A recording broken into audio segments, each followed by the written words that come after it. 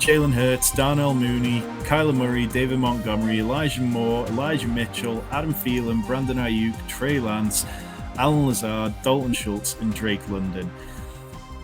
As much as this round is kind of highlighted by Jalen Hurts and how incredible he was, it was another really bad round. Like you can see again, we've got just a sea of red in terms of advance rates. There were a bunch of players who really kind of underperformed. And again, you can see going into fantasy points over expected per game, again, lots of players who really routinely disappointed.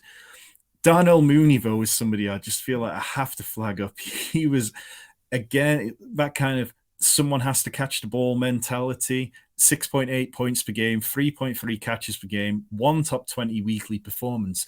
And we just saw that even in a completely depleted wide receiver room, he was unable to command a target share. Do you think he's somebody who'll suit better being a wide receiver 2 in 2023 if they can bring in a good wide receiver 1 ahead of him?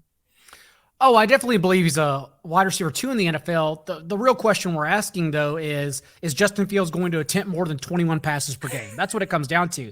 Because Darnell Mooney has to have 5 to 8 targets per game to sustain production in that kind of offense. And he's not a player that can collect that since he doesn't run every route. He's more of a deep threat. So I'm not sure. I think it's a situation, honestly. We'll have to see what happens with David Montgomery, too, who's now a free agent. But I think it's a situation where I'll be higher on Justin Fields for his position overall rather than trying to squeeze in Mooney in places. Yeah, one of the guys who I quite liked in this round was Drake London, but we kind of saw that the Falcons, they just got away from the pass so much so quickly, and I'm kind of hopeful that he'll have a good year. Alan Lazard, again, looks overpriced. Dalton Schultz didn't really show up in the way he had the previous year. Brandon Ayuk was one of the few players to have a positive advance rate here.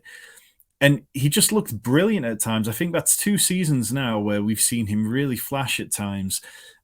And I would imagine that his ADP is going to be suppressed going down into 2023 because of the Trey Lance, Brock Purdy situation. Do you feel like we've seen enough from Brandon Ayuk that he should be getting drafted higher than this in 2023? Or do you feel like the quarterback questions are fair enough that they should keep it where it is? It really just depends, honestly. That's such a touch and go situation because now we've seen 4 games with Deebo Samuel and Brock Purdy, and in those games, Ayuk has a 15% target share to Deebo's 25%. Like Deebo's commanded everything from Purdy. He's even rendered Kittle practically useless. Kittle's touchdown span only happened with Deebo Samuel injured. So it's really just going to depend on that situation. And again, I mentioned it at the top, but Kyle Shanahan hates Trey Lance.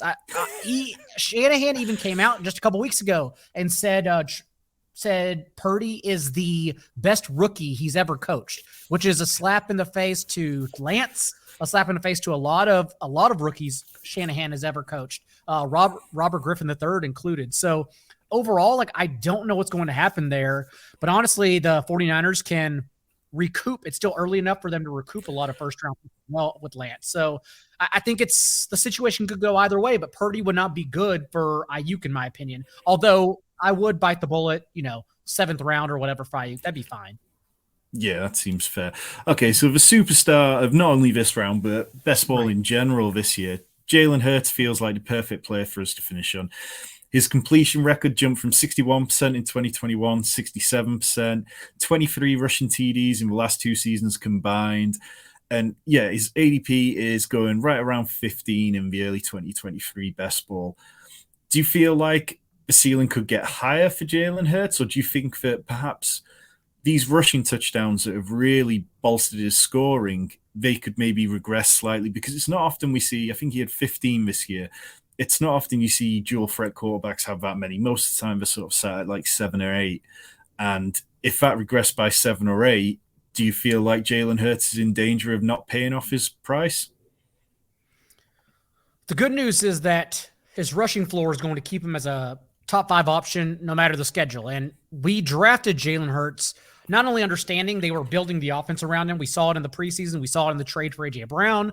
But also the fact that we knew ahead of time the Eagles had the softest schedule in the entire NFL. So that's why we drafted Jalen Hurts, knowing he was the archetype player that we chase if we don't get early Josh Allen. We wait for the 6th round and take a chance on Jalen Hurts overall. That's totally fine. But next year, I can't imagine weighing the schedule too heavily. It's going to come down to what they do in the draft. I would think they've seen enough to where they have all the confidence in the world and Jalen Hurts. But again, with a top 10 pick in the draft, not to mention another first rounder, I think we're going to have to see. There are a lot of options on the table. They could add another weapon as well to get Kez Watkins off the field and replace him with like another threat at wide receiver. So we will have to see. But right now, I can't imagine Jalen Hurts being outside the top 3 quarterbacks.